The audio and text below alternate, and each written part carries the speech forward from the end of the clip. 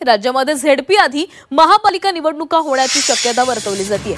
निवडणूक आयोगाने त्याबाबत चाचपणी सुरू केल्याची सूत्रांची माहिती आहे। केवळ 2च महापालिकांमध्ये 50% आरक्षणाची मर्यादा ओलांडली असल्यामुळे महापालिकांच्या निवडणूक आधी घेता येणं सोपं होईल असा आयोगाचा विचार आहे। त्याउलट बहुतांश झेडपींमध्ये 50% आरक्षण मर्यादा ओलांडल्याने तिथे पुन्हा आरक्षण सोडत काढावी लागणार आहे। त्यामुळे निवडणूक आयोगाकडून महापालिकेची चाचपणी सुरू आहे।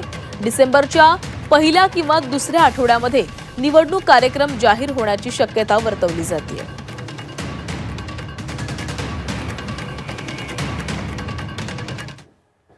नंदुरबार, पालघर, गडचिरोली, धुळे, नाशिक, अमरावतीमध्ये 50%पेक्षा अधिक आरक्षण आहे। यामध्येच चंद्रपूर, यवतमाळ, नागपूर, अकोला, ठाणे, वाशिम याही जिल्ह्यांचा समावेश आहे। नांदेड, जळगाव, हिंगोली, वर्धा, बुलढाण्यामध्ये देखील 50%पेक्षा अधिक आरक्षण आहे।